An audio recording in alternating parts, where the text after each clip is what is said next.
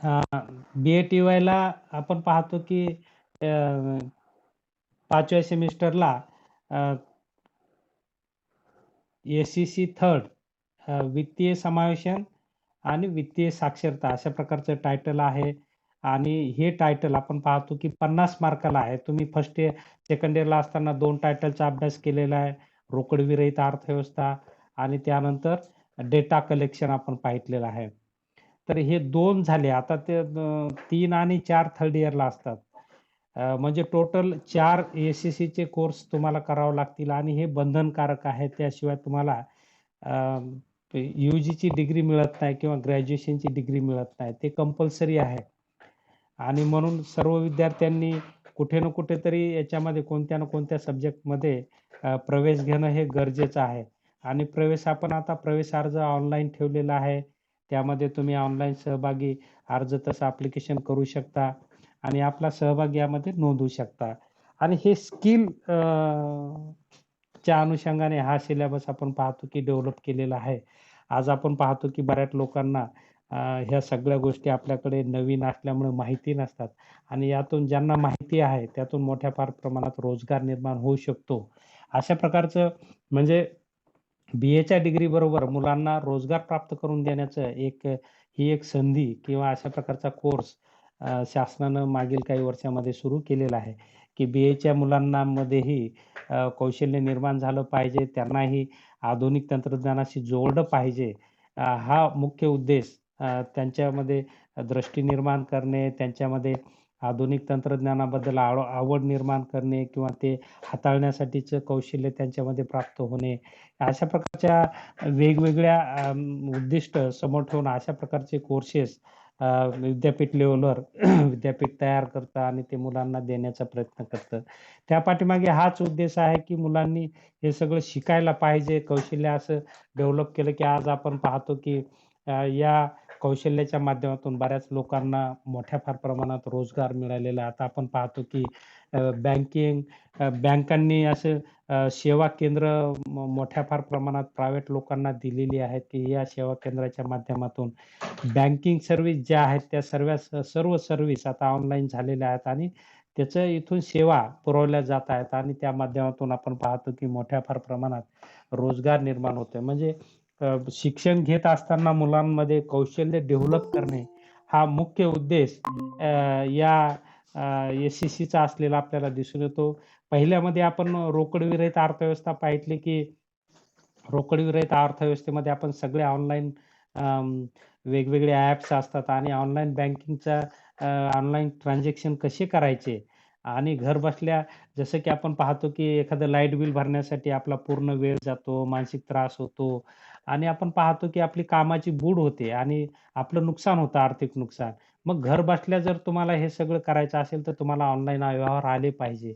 हे सगळ्याला येत नाहीत. मुलांनी शिकून घेतलं तर आपण पाहतो की यातून मोठ्या फार प्रमाणात रोजगार आहे. आज पाहतो बऱ्याच ठिकाणी आपण पाहतो अशा प्रकारचे शॉप ओपन झालेले आहेत, की जिथं टीव्हीचं रिचार्ज करून मिळतं किंवा बँकेतील पैसे काढून द्यायला लोकं मदत करतात आणि त्यातून लोकांना मोठ्या फार प्रमाणात रोजगार प्राप्ती होत असते.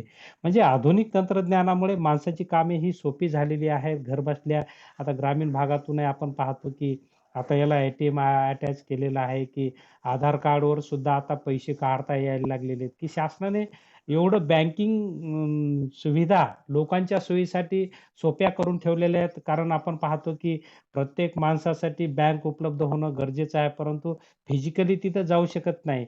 परंतु तंत्रज्ञानाच्या माध्यमातून तिथे जाऊ शकतो आणि म्हणून जेवढा बँकेचा संपर्क लोकांचा येईल, तेवढं लोकांचे बँकेचे व्यवहार वाढतील आणि बँकेचे व्यवहार वाढणं म्हणजे बँकेच्या आपण पाहतो, की अर्थव्यवस्थेमध्ये पैशाची गती त्यामुळे वाढते आणि पैशाची गती जेवढी जास्त, तेवढा विकासाला वातावरण पूरक निर्माण होतं किंवा रोजगार निर्मिती होते किंवा आपण पाहतो, की तशा प्रकारची एक अनुकूल स्थिती, अनुकूल वातावरण अर्थव्यवस्थेच्या विकासाला किंवा व्यक्ती विकासाला त्यातून संधी मिळत असतात. अशा प्रकारे आपण पाहतो, की अर्थशास्त्रामध्ये वेगवेगळे कोर्सेस आपण या ठिकाणी डेव्हलप केलेले आहेत. त्यामध्ये आपण फर्स्टमध्ये रोकडविरहित अर्थव्यवस्था पाहितली, सेकंडमध्ये माहितीचं संग्रहण, डेटा कलेक्शन हे रिसर्च मेथोडॉलॉजीच्या अनुषंगाने हाही कोर्स आपण केलेला आहे. आता थर्ड कोर्स आता तुमच्या समोर आहे, की आता वित्तीय समावेशन आणि वित्तीय साक्षरता म्हणजे फायनान्शियल इन्क्लुजन आणि फायनान्शियल लिटरसी अशा प्रकारचं एक टायटल 50 मार्काला तुम्हाला अभ्यास करायचा आहे आणि यामध्ये आपण पाहतो की या विंटरला तुम्हाला 25 मार्काचा आहे आणि समरला यातलंच 25 मार्काचं तुम्हाला करावं लागेल. या 25 मार्कामध्ये 2 टेस्ट असतील. 5-5 मार्काच्या 2 टेस्ट असतील. अशा 10 मार्काच्या 2 टेस्ट असतील आणि 15 मार्काचा सेमिनार आहे. तो सेमिनार सुद्धा तुमचा आता ऑनलाईन पद्धतीने होईल. मी जसं बोलतो तसं तुम्ही सेमिनार ऑनलाईन पद्धतीने द्यायचा आणि त्याची हार्ड कॉपी तुम्ही Google क्लासरूमला तिथं असाइनमेंटमध्ये अटॅच करायची आहे. त्याचं पी-डी-एफ तयार करून. तर अशा प्रकारे हे सगळं ऑनलाईन शिक्षण सोपं झालेलं आहे आणि तोच भाग आपला कौशल्याचा आहे, की मुलांना मोबाईल हँडलिंग सुद्धा आलं पाहिजे. कारण आपण पाहतो, की सगळं मोबाईलमध्ये आता ज्ञानाचे सगळे सोर्सेस मोबाईलमध्ये येऊन बसलेले आहेत आणि ते तुम्हाला चांगल्या प्रकारे हाताळता आले, तर तुमचं शिक्षण आणि तुमचं कौशल्य त्यातून डेव्हलप होऊ शकतं असं आपल्याला म्हणता येईल. सगळी बँक आता घर बसल्या तुम्ही करू शकता बँकेचे तुमचे व्यवहार. अकाउंट फक्त ऑनलाईन अकाउंट ओपन करण्यापासून ते आपण पाहतो की पैशाचे काढणे आणि टाकण्यापर्यंतही आता बँकेत जायची गरज नाही. सगळं हे ऑनलाईन होत आहे. एटीएमच्या माध्यमातून होत आहे. विविध प्रकारच्या तशा मशीन्स आता डेव्हलप झालेल्या आहेत. अ, त्यामुळे आणि हे सुरक्षित मार्ग आहेत. याबद्दल जाणीव जागृती निर्माण करण्यासाठी शासन वेगवेगळ्या पातळीवर प्रयत्न करतं आणि हे खूप सोपं आहे शिकून घेतल्याच्या नंतर. तर यामध्ये आपण पाहूया की ह्या 50 मार्काला आपल्याला अशा प्रकारचा हा तिसरा स्किलचा कोर्स आहे. यामध्ये 25 मार्काचा आता विंटरला होईल तुमचं 10 मार्कासाठी 2 टेस्ट 5-5 मार्काच्या त्याच्यामध्ये एक प्रश्न तुम्हाला 2 पैकी 1 सोडवायचा आहे. अशा 2 टेस्ट होतील आणि 15 मार्काचा तुम्हाला सेमिनार असेल. सेमिनार तुमच्या याच्या सिलेबसवरच असेल. याच्या सिलेबसवर तुम्हाला सेमिनार द्यायचा आहे. आणि राहिलेले 25 मार्क हे समरमध्ये तुम्हाला ते विद्यापीठ लेव्हलवर मग आपण पाहतो की एक्सटर्नल येतो आणि तिथं तुम्हाला एक 10 मार्काला तुमचं ॲक्टिव्हिटीज असतात. 10 मार्काला तुम्हाला मग ते रिपोर्ट तयार करणे. जे आपल्याला 10-15 कौशल्य दिलेली आहेत, त्यापैकी 5 कौशल्याबद्दलचा तुम्हाला रिपोर्ट तयार करावा लागतो. आणि मग ते 10 मार्काला असताना 5 मार्काला तुमचं इंटरव्ह्यू असतो आणि 10 मार्काची एक टेस्ट होते. विद्यापीठीय परीक्षा, विद्यापीठाच्या आन्सर शीटवर परीक्षा होत असते. अशा प्रकारचा हा एकूण 50 मार्काचा हा थर्ड कोर्स असलेला एस-एस-सीचा आपल्याला दिसून येतो. तर आज आपण याबद्दल याचा सिलेबस आपण लिहून घेऊया. नोटबुक आहेत का तुमच्या समोर आता? तर सिलेबस तुम्हाला तसा हां, Google क्लासरूमवर टाकलेला आहे सिलेबस. तिथूनही तुम्ही घेऊ शकता. अ, Google क्लासरूमला सर्वांनी जॉइन व्हा असं माझं वैयक्तिक म्हणणं राहील, आव्हान राहील तुम्हाला. या ठिकाणी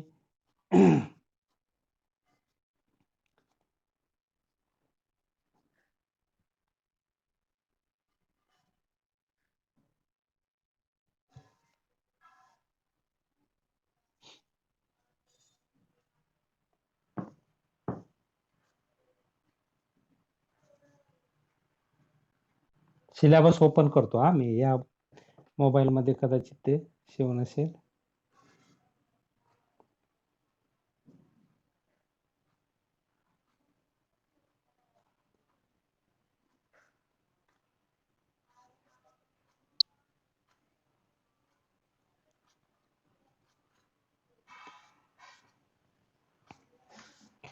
आणि हे खूप सोपं आहे. वित्तीय समावेशन म्हणजे बँकेमध्ये जास्तीत जास्त लोकांचा सहभाग करून घेणे. आपण पाहतो की भारत हे विकसनशील राष्ट्र आहे आणि यामध्ये आपण पाहतो की दारिद्र्याचं मोठं प्रमाण आहे. आणखी ग्रामीण भाग विकासापासून दूर राहिलेला आहे.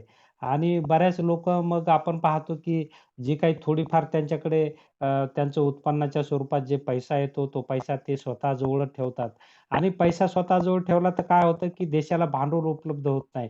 हाच जर पैसा बँकेत त्यांनी ठेवला ठेवीच्या माध्यमातून, तर त्यामुळे काय होतं, की त्यांनाही उत्पन्न प्राप्त होतं आणि तो पैसा देशाला भांडवल म्हणून वापरता येतो.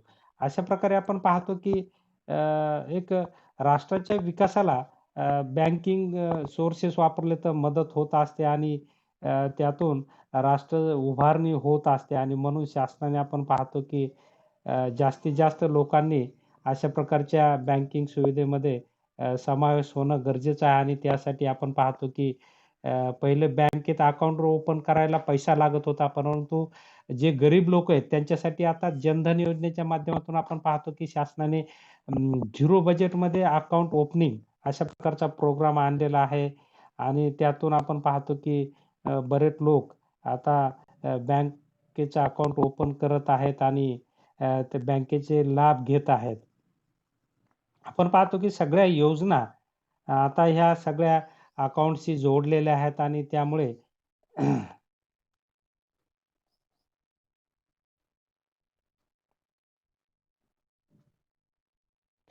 त्यामुळे आज आपण पाहतो की तुमची स्कॉलरशिप असेल, तुमच्या सरकारी अनुदान असतील, सगळे आता हे यामध्ये जोडलेलं आहे.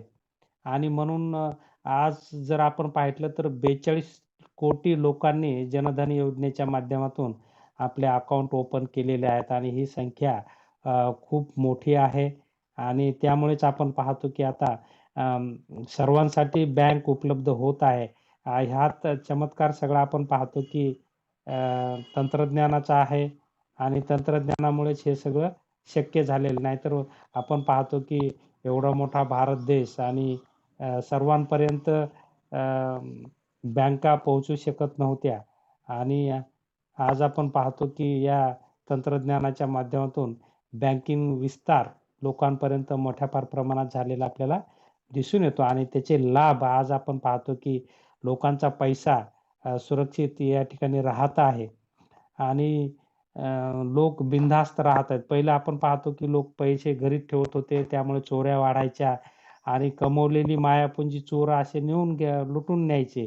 पण आता आपण पाहतो की हे सगळं बँकेमुळे सोपं झालेलं आहे आणि म्हणून जास्तीत जास्त लोकांनी बँकेचा वापर करणे, बँकेत आपल्याकडे असणारा पैसा बँकेत ठेवणे आणि स्वतःच्या विकासासाठी पैसा कमी पडत असेल तर बँकेतून कर्ज घेऊन विकासाला भांडवल उपलब्ध करणे, अशा प्रकारचा दुहेरी अ, हेतू यामध्ये असलेला आपल्याला दिसून येतो.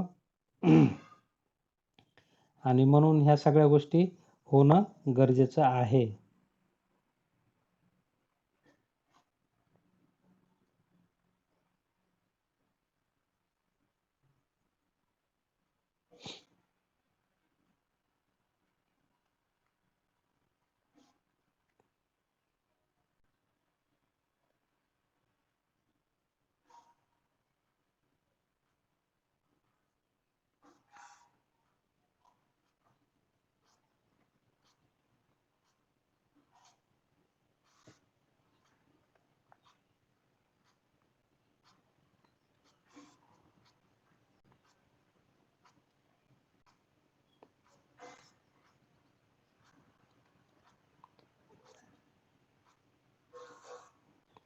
इकडं पुढचं सेकंड इयर, थर्ड इयर होतं याच्यात टाकलेलं, डाउनलोड होत नसेल कदाचित.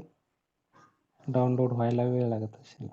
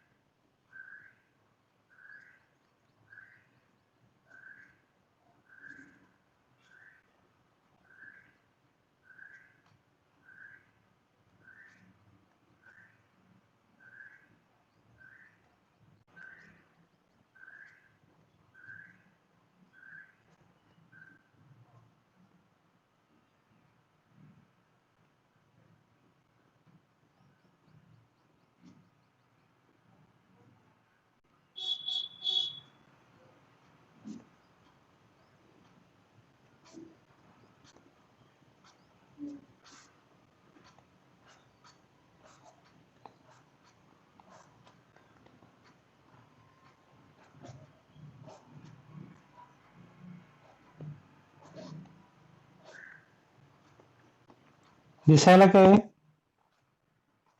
दिसतंय का शशांक?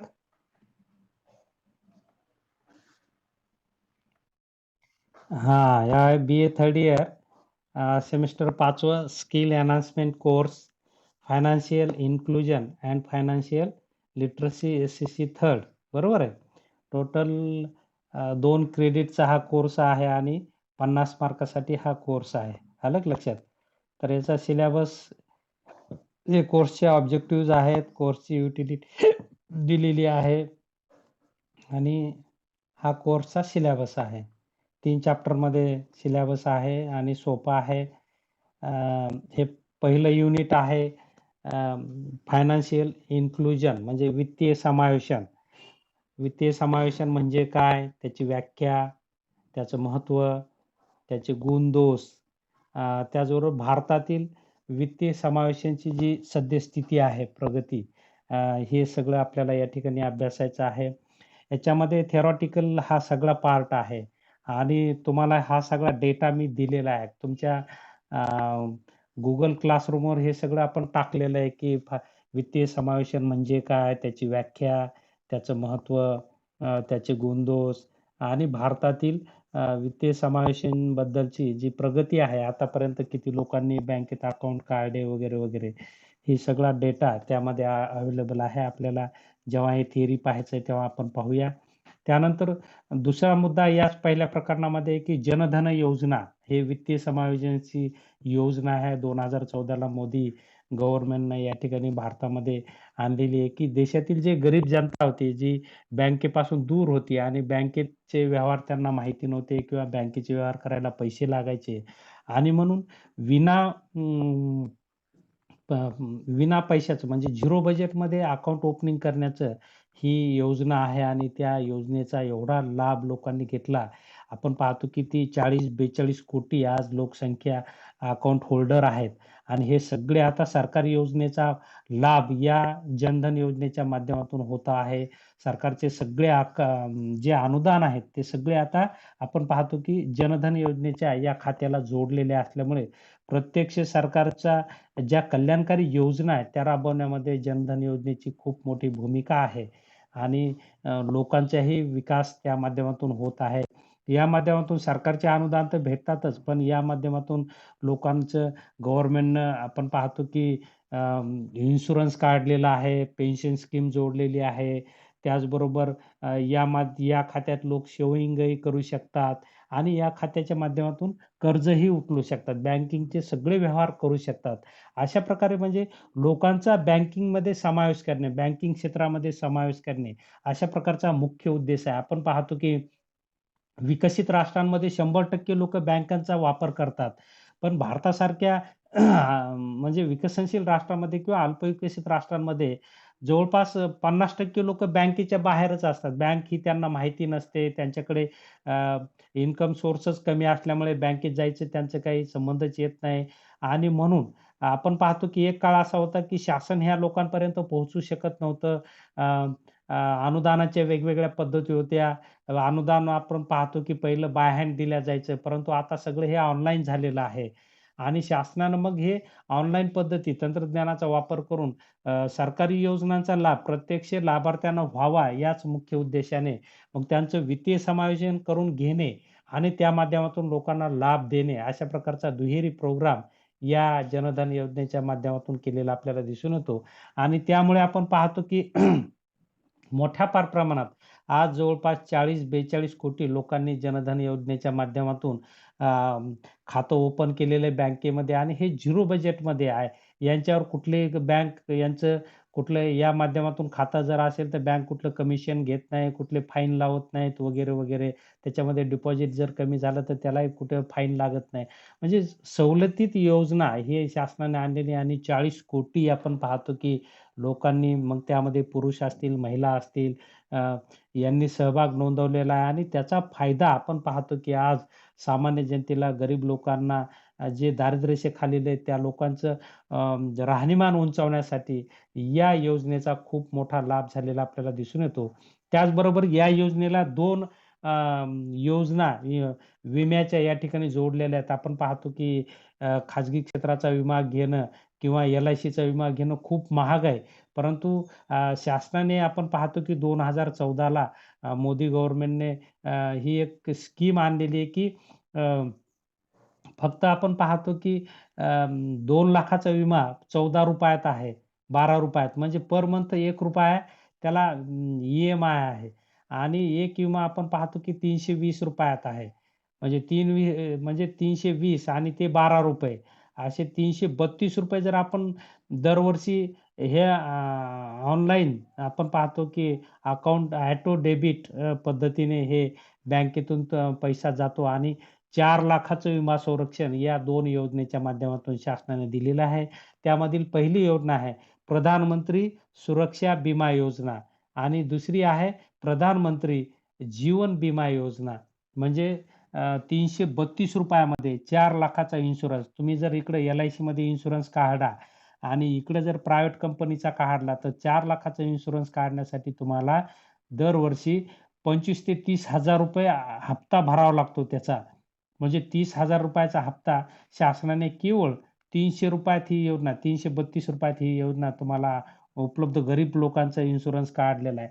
म्हणजे एवढा लाभ आपण पाहतो, की एवढा कल्याणकारी योजना शासनाने या वित्तीय समावेशांच्या माध्यमातून आणलेली आपल्याला दिसून येते. या योजना काय आहेत याही आपण तुमच्या Google क्लासरूमला सगळं त्याचं स्टडी मटेरियल मी टाकलेलं आहे. तुम्ही ते वाचू शकता आणि किंवा आपल्याला जेव्हा सिलेबस घ्यायचा आहे तेव्हा आपण ते समजून घेऊ शकतात.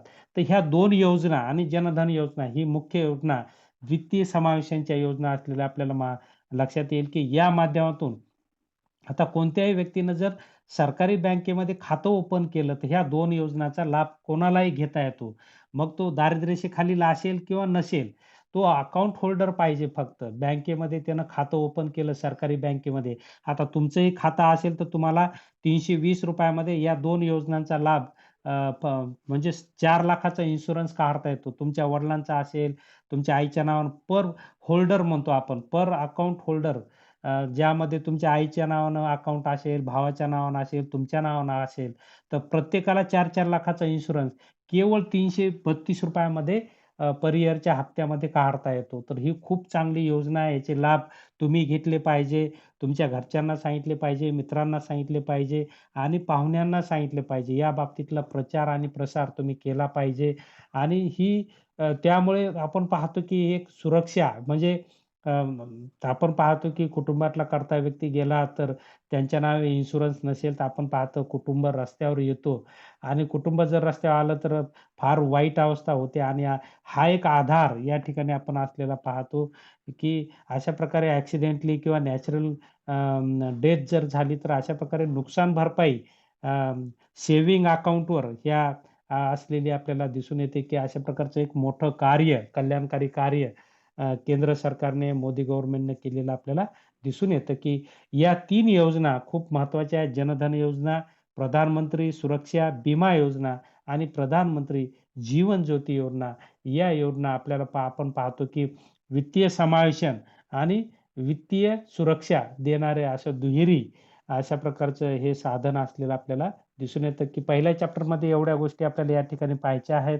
दुसरा चॅप्टर आहे की वित्तीय साक्षरता, फायनान्शियल लिटरसी ज्याला आपण म्हणतो, की साक्षरता हे असणं महत्त्वाचं आहे, की आपण पहा साक्षरता म्हणजे बँकिंगबद्दलची सगळी माहिती. बँकेच्या ठेवी कशा असतात, बँक दर कुठे, व्याजदर किती मिळतो ठेवीवर किंवा बँकेतून कर्ज कोणत्या याच्यातून मिळतात. आज आपण पाहतो की कर्जाचे विविध प्रकार आहेत. घर बांधायला कर्ज मिळतं, शेतीला कर्ज मिळतं, रोजच्या दैनंदिन खर्चाला कर्ज मिळतं, शिक्षणासाठी कर्ज मिळतं. कर्जाचे अनेक प्रकार आहेत आणि आज आपण पाहतो की बँका मोठ्या फार प्रमाणात कर्ज देत आहेत किंवा ज्यांच्याकडे घरी पैसा पडून आहे असे लोकं डिपॉझिट करू शकतात, ठेवी ठेवू शकतात. ठेवीचे वेगवेगळे प्रकार तुम्ही अभ्यासलेले चालू ठेवी आहेत, मुदती ठेवी आहेत, दीर्घ ठेवी आहेत. याच्यावर वेगवेगळे व्याज असतात.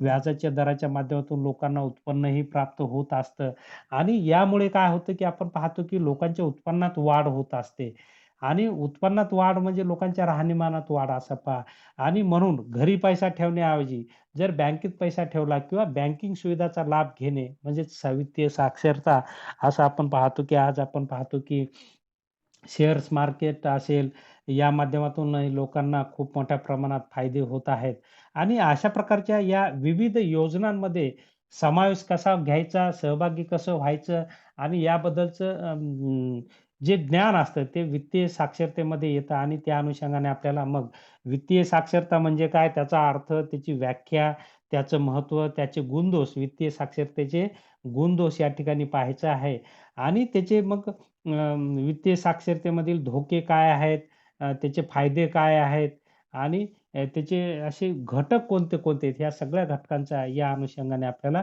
अभ्यास करायचा आहे. तर दुसऱ्या युनिटमध्ये, दुसऱ्या प्रकरणामध्ये वित्तीय साक्षरता हा भाग आपल्याला या ठिकाणी पाहायचा आहे.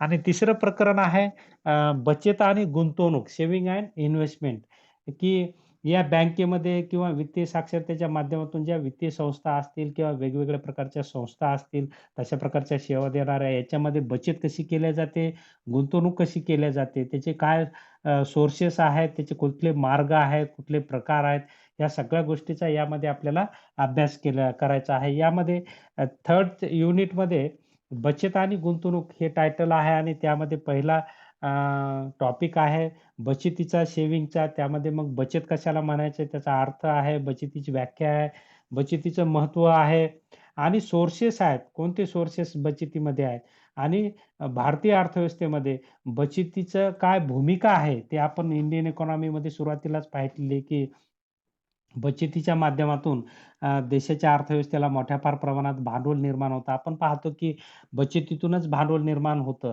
आणि भांडवलामुळे आपण पाहतो की गुंतवणूक होते आणि गुंतवणुकीमुळे रोजगार वाढतो. वस्तू व सेवा लोकांच्या गरजा त्यातून पूर्ण होतात. लोकांचं उत्पन्न वाढतं.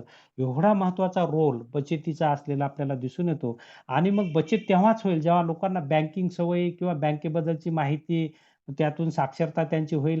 ह्या सगळ्या गोष्टी होणं गरजेचं आहे. कारण आपण पाहतो की ग्रामीण भागामध्ये किंवा गरीब कुटुंब ही बँकेपासून दूर असतात आणि म्हणून त्यांच्यापर्यंत बँक आपण पाहतो की जाण्यासाठी शासनाचे हे विविध कोर्सेस आहेत आणि या माध्यमातून आपण पाहतो की अशा प्रकारे जर मुलांना शिकवलं तर मुलं घरच्यांना सांगतील, घरचे पाहुण्यांना सांगतील, पाहुणे गावात सांगतील, गावातले जिल्ह्यात सांगतील, तालुक्यात अशा प्रकारचा त्याचा प्रसार आणि प्रचार करून जास्तीत जास्त लोकांचं बँकिंग क्षेत्रामध्ये समावेशन करणे हा मुख्य उद्देश या पाठीमागे असलेला आपण दिसून येतो.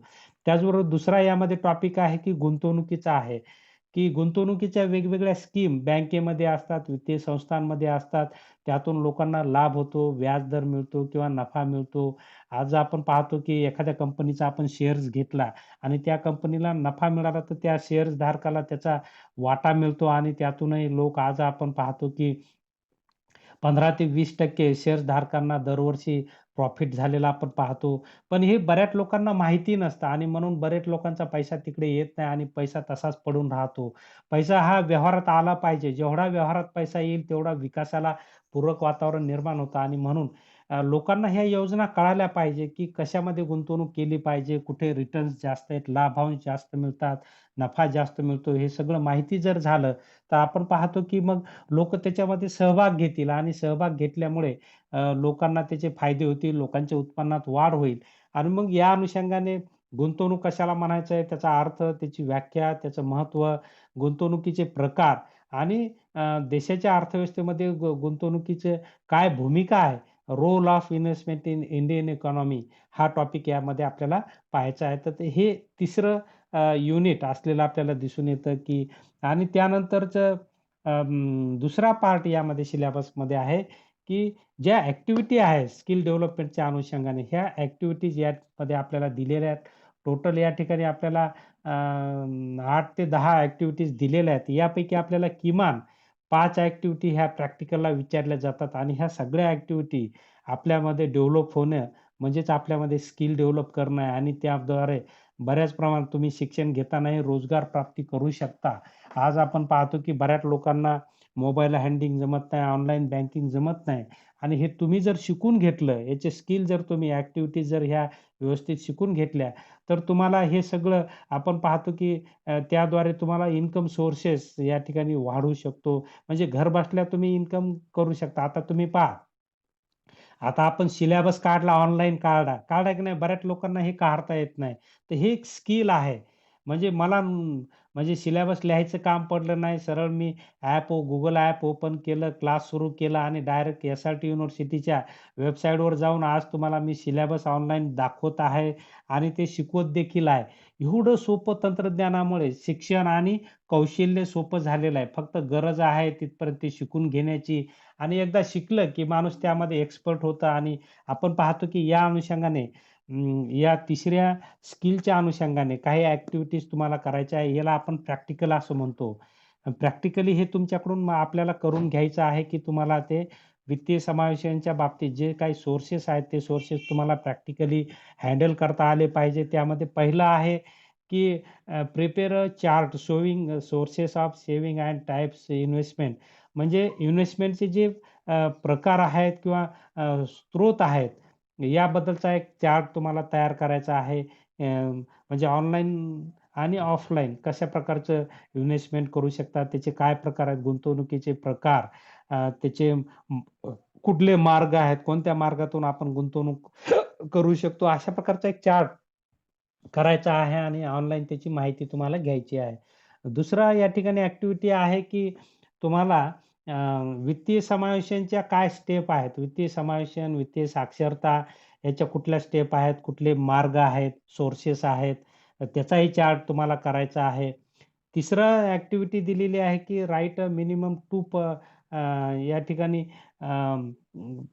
चालू वित्तीय घडामोडीवर तुम्हाला प्लॅन तयार करायचा आहे, की तुम्ही कशाप्रकारे अशा प्रकारे म्हणजे तुमचा प्लॅन कसा करू शकता, की तुमची प्रोग्रेस कशी करायची आहे, त्या बाबतीतलं किंवा तुम्हाला या बाबतीत कुठल्या-कुठल्या गोष्टी माहिती आहेत, अशा प्रकारचं किंवा तुमच्याकडचा पैसा कुठल्या-कुठल्या स्कीममध्ये टाकू शकता आणि त्याच्यातून चांगलं उत्पन्न मिळवू शकतात. अशा प्रकारचे जे सोर्सेस आहेत, करंट सोर्सेस, फायनान्शियल सोर्सेस किंवा तशा प्रकारचे आजची स्थिती, या स्थितीचा अवगत तुम्हाला या ठिकाणी ज्ञान घ्यायचं आहे. त्यानंतरचं चौथी ॲक्टिव्हिटी आहे, की त्यामध्ये तुम्हाला वित्तीय नियोजन च्या बाबतीतलं या ठिकाणी हो, असाइनमेंट करायचं आहे, की तशा प्रकारचे जे अ, ह्या गोष्टी तुम्हाला शिकून घ्यायच्या आहेत, की ऑनलाईन तुम्ही कशा प्रकारचे नियोजन करू शकता किंवा अ, अशा प्रकारचं एक रायटिंग स्किल तुमच्यामध्येही डेव्हलप करणे किंवा कुठले त्याचे सोर्सेस आहेत, यावर तुम्ही एक आर्टिकल सर्च करू शकता आणि ते तुमच्या शब्दांमध्ये ते लिहू शकता. अशा प्रकारचं एक स्किल आहे. त्यानंतरचं 5वं स्किल आहे, की वित्तीय सेवा ज्या आहेत आपण पाहतो, की आता बँकेमध्ये तर सेवा मिळतात, पण बँकेने असे सेंटर्स देखील उभे केलेले आहेत. आता तुम्ही पहा एस-बी-आयचं सेवा केंद्र असेल, या वसमत रोडला आपल्याला 4-5 ठिकाणी पाहायला मिळेल, गल्ली-बोळातही पाहायला मिळतं. याच्यातून लोकांना रोजगार प्राप्ती झाली. तिथून तुम्ही अकाउंट ओपन करू शकता, डिपॉझिट करू शकता, पैसे काढून घेऊ शकता किंवा विविध योजना ज्या बँकेच्या आहेत त्याच्यासाठी अर्ज करू शकतात किंवा कर्जासाठी अर्ज करू शकता, ए-टी-एम कार्डसाठी अर्ज करू शकता. असे वेगवेगळ्या ज्या सर्व्हिसेस आहेत, त्या सर्व्हिसेस तुम्ही त्या ठिकाणी अप्लाय करू शकता. असं आपल्याला म्हणता येईल, की 5वं स्किल असं प्रकारचं आहे, की या बाबतीतली सगळी माहिती तुम्ही कलेक्ट करायची आहे आणि त्या बाबतीतला प्रायमरी डेटा सुद्धा तुम्हाला कलेक्ट करायचा आहे गावात जाऊन, की लोकं किती अशा प्रकारची वित्तीय सेवांची माहिती आहे किंवा त्याचा लाभ घेतात. तर अशा प्रकारचं एक स्किल तुम्हाला डेटा कलेक्शनच्या बाबतीत असलेलं आपल्याला खेड्यात जाऊन म्हणजे village with help to primary data म्हणजे तुम्ही खेड्यात जाऊन अशा प्रकारचा सर्व्हे करू शकता. हे प्रॅक्टिकल आहे तुम्हाला, की किती लोकं बँकिंग पद्धतीचा वापर करतात. अ, अशा प्रकारची माहिती या ठिकाणी उपलब्ध करायची आहे किंवा तुमच्या कॉलनीतली जरी तुम्ही माहिती उपलब्ध करून गेली, कॉलनीत समजा तुमच्या 100 घरं आहेत. 100 पैकी किती लोकांचे 100 मध्ये 500 लोकं राहत असतील, तर 500 पैकी किती लोकांचे बँकेत खाते आहेत, किती लोकं बँकेत डिपॉझिट करतात, कोणकोणत्या प्रकारात करतात किंवा शेअर मार्केटमध्ये काही लोकं इन्व्हॉल्व होतात का? तर तुमच्या असं लक्षात येईल, की बँकेत खातं आहे, पण बँकेतले व्यवहार लोकं करत नाहीत. बरेच लोकं बँकेच्या या सुविधांपासून, लाभांपासून बरेच दूर असतात आणि आपण पाहतो की मग बँक ही लोकांसाठी आहे, पण लोकच बँकेत येत नसतील तर बँकेचा काय उपयोग? बँकाही तोट्यात जातील आणि लोकही तोट्यात जातील. त्यामुळे राष्ट्राचा जर विकास करायचा असेल तर बँकांचा विकास झाला पाहिजे. कारण बँका ह्या आपण पाहतो की क्रेडिट निर्माण करत असतात. यातून पैशाचा पुरवठा वाढतो, लोकांचे व्यवहार वाढतात आणि राष्ट्रांमध्ये पैशाची गती वाढवण्याचं कार्य बँकांच्या माध्यमातून होत असतं आणि म्हणून बँकिंग विस्तार ज्या देशामध्ये जास्त आहे, त्या देशाचा विकास जास्त होत असतो आणि म्हणून वित्तीय समावेशन खूप महत्त्वाचं आहे. देशाचा जर विकास करायचा असेल, तर लोकांपर्यंत बँका गेल्या पाहिजे, लोकांचा बँकिंग समावेश वाढला पाहिजे. यामधील काय अडचणी आहेत, त्या तुम्ही प्रत्यक्ष व्हिजिट देऊन त्या अडचणी लोकांच्या आणल्या पाहिजे आणि त्या बाबतीतले लोकांचे गैरसमज दूर केले पाहिजे. बऱ्याच लोकांचे गैरसमज असतात, काय खरं आहे बँकेचं?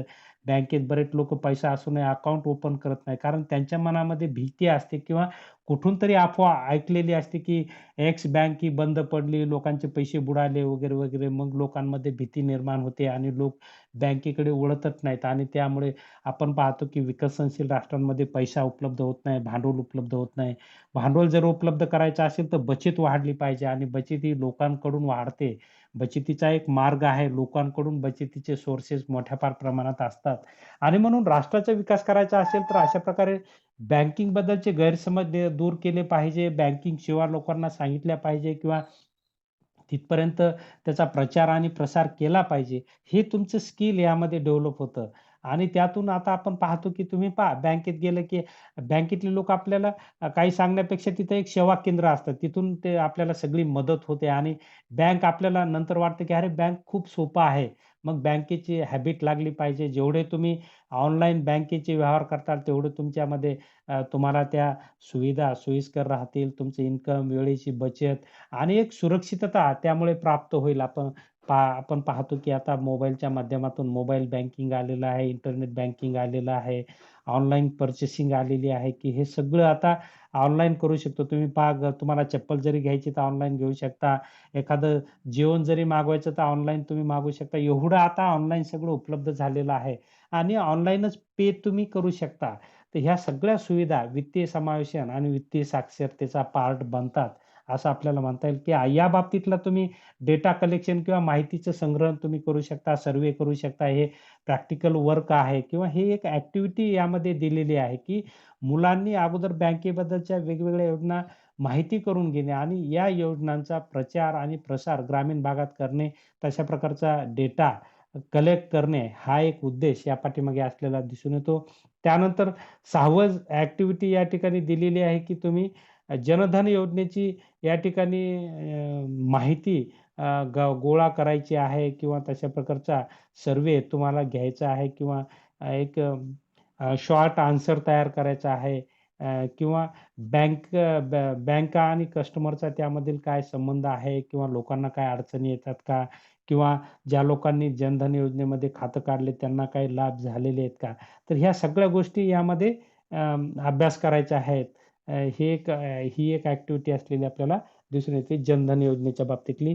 7वी ॲक्टिव्हिटी आहे प्रधानमंत्री सुरक्षा बिमा योजनेच्या बाबतीतले बँक आणि कस्टमर्सला काय फायदे झालेले आहेत किंवा किती लोकांनी बँकेत खातं आहे, पण या योजनेचा लाभ घेतला का? अशा प्रकारचा डेटा कलेक्शन करणे किंवा त्याच्याबद्दलची माहिती थोडक्यात मिळवणे किंवा मिळालेल्या माहितीचा प्रचार आणि प्रसार करणे, हाही उद्देश या पाठीमागे असलेला आपल्याला दिसून येतो. कारण आपण पाहतो की या माध्यमातून कमी पैशामध्ये जास्त आपल्याला विमा सुरक्षा मिळते. आपण पाहिलं की ह्या दोन्ही योजना ज्या आहेत, प्रधानमंत्री सुरक्षा बिमा योजना आणि प्रधानमंत्री जीवन विमा योजना, हे ₹332 मध्ये 4,00,000चा इन्शुरन्स, 2-2 लाख रुपये असा दोन्ही योजनेला प्रत्येकी असलेला आपल्याला दिसून येतो आणि त्यामुळे लोकांना कमी पैशात एकतर आर्थिक सुरक्षितता प्राप्त व्हायला आपण पाहतो, की माणसाच्या जीवनात काय पुढे भविष्यात लिहिलंय काही सांगता येत नाही. केव्हा कुणाचा मृत्यू, कसा अडचणी ओढावतील. यामध्ये ॲक्सिडेंटमध्ये अपंगत्व आलं तरी नुकसान भरपाई भेटते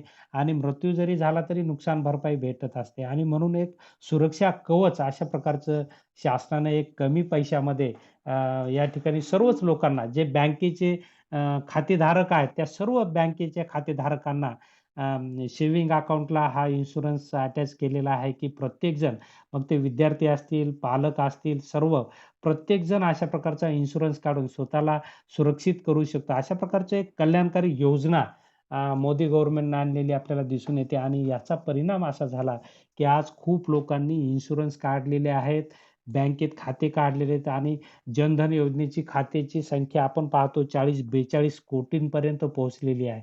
म्हणजे 125-30 कोटी लोकसंख्या भारतात आहे आणि त्यापैकी जवळपास आपण पाहतो, की जवळपास 30% लोकांनी जर जनधन योजनेमध्ये खाते ओपन केले असतील किंवा हे लोकं बँकिंग क्षेत्राच्या बाहेर होती. आता त्यांचं इन्क्लुजन केलेलं आहे, समावेशन केलेलं आहे आणि त्यामुळे आज आपण पाहतो, की लोकांचे आता हळू बँकेवर विश्वास निर्माण होत आहे. लोक बँकेशी व्यवहार करत आहेत आणि त्यामुळे त्यांचा व्यवहार हा राष्ट्राच्या विकासाला मदत करणारा आहे. त्यांच्या स्वतःच्या विकासाला मदत करणार आहे. कारण बँकेपासूनचे फायदे आपण पाहतो, की विकासाला हे पूरककर्ता असतात. आपण पाहतो बँकेत भांडवल आपलं जमाही करता येतं आणि बँकेतून भांडवल आपल्याला कर्ज म्हणून उपलब्धही करून घेता येतं. म्हणजे व्यक्ती विकासाला, कुटुंब विकासाला बँक ही पूरक असते आणि तिथे आपला पैसा ठेवता येतो आणि आपल्याकडे पैसा नसेल तर कर्जरूपाने आपल्याला बँकेची मदतही घेता येते आणि त्या माध्यमातून आपला विकास करून घेता येतो. अशा प्रकारे बँकेचे खूप लाभ आहेत. हे लाभ लोकांपर्यंत जावेत यासाठी BAच्या विद्यार्थ्यांमध्ये कौशल्य निर्माण व्हावं आणि त्यातून रोजगार प्राप्ती व्हावी आणि मुलांचं शिक्षणही व्हावं आणि आधुनिक तंत्रज्ञानाची ओळख व्हावी, हाच मुख्य उद्देश या कोर्समागील असलेला आपल्याला दिसून येतो. तर अशा प्रकारे हे स्किल डेव्हलपमेंट करणे अशा प्रकारचा मुख्य उद्देश या कोर्सचा असलेला आपल्याला दिसून येतो. साधारणपणे वित्तीय समावेशन आणि वित्तीय साक्षरता यामध्ये हे 3 थेरॉटिकल चॅप्टर आहेत आणि दुसरं जे युनिट आहे ते स्किलचं आहे. तुमच्यामध्ये स्किल डेव्हलप करण्याचं, तुमच्याकडून त्या ॲक्टिव्हिटीज आपल्याला करून घ्यायच्या आहेत, की बचतीच्या बाबतीत काय शासनाच्या योजना आहेत किंवा गुंतवणुकीच्या बाबतीत काय योजना आहेत, बँकिंग प्रणाली कशी असते, तिचं अकाउंट ओपनिंग करण्यापासून ते वेगवेगळ्या बँकिंग च्या स्कीम ज्या आहेत, मग ठेवीच्या माध्यमातून असतील आणि कर्जाच्या माध्यमातून असतील, त्या सगळ्या आपल्याला घेता येतात. आज आपण पाहतो, की आपल्याला एखादा व्यवसाय करायचा असेल, तर बँकेतून कर्ज मिळतं. शिक्षण घ्यायचं असेल, तर बँकेतून कर्ज मिळतं. आपल्याला उपभोग्य वस्तू घ्यायची, तर बँकेतून कर्ज मिळत असतं. आपला पैसा बँकेत ठेवायचा असेल, तर आपल्याला त्याच्यावर व्याज मिळतं. अशा प्रकारे खूप बँकेचे फायदे आहेत. म्हणून बँकिंग सवयी खूप महत्त्वाच्या असतात. जेवढ्या जास्त बँकिंग सवयी, तेवढं विकासाला पूरक. व्यक्ती विकासही होतो, कौटुंबिक विकासही होतो, गावाचा विकासालाही मदत मिळते आणि एक सुरक्षा, आर्थिक सुरक्षा प्राप्त होते. आपण पाहतो, की घरी ठेवलेला पैसा चोरी होऊ शकतो. मग बँकेत ठेवलेला पैसा तर आपल्या चोरी तर होतच नाही, परंतु उत्पन्न मिळवून देतो. असा दुहेरी लाभ आणि निवांत आपण घरी शांतपणे आपलं काम करू शकतो. नाहीतर घरात पैसा असेल तर लोकांना रात्री झोप येत नाही. मग हे मानसिक संतुलन बऱ्याच लोकांचं बिघडतं आणि मग हा त्रास कमी करण्यासाठी बँकेचं सवय लावून घेणे किंवा बँकेमध्ये जर पैसा आणून ठेवला, तर आपण पाहतो की बँकेत पैसा ठेवला, तर देशाच्या विकासासाठी तो पैसा आपण पाहतो बचतीतून आलेला पैसा गुंतवणूक होत असते आणि जेवढा बचत जास्त, गुंतवणूक जास्त, तेवढा विकास जास्त असं आपल्याला म्हणता येईल. तर अशा प्रकारे विद्यार्थ्यांमध्ये या बाबतीतलं ज्ञान विद्यार्थ्यांना देणे, त्याचा प्रचार आणि प्रसार विद्यार्थ्यांच्या माध्यमातून करणे आणि विद्यार्थ्यांमध्ये अशा प्रकारचे बँकिंग ॲक्टिव्हिटी डेव्हलप करणे, जेणेकरून त्यांच्यामध्ये हे स्किल डेव्हलप झालं तर त्यांना रोजगाराचंही साधन प्राप्त होऊ शकतं. हाच मुख्य उद्देश या SSC कोर्सचा असलेला आपल्याला दिसून येतो. तर या ठिकाणी आपण थांबूया. या क्लासला आपण उपलब्ध झालात त्याबद्दल आपले आभार व्यक्त करतो आणि या ठिकाणी थांबतो. धन्यवाद. उद्या आपण याचा थेरॉटिकल भाग पाहूया. हं.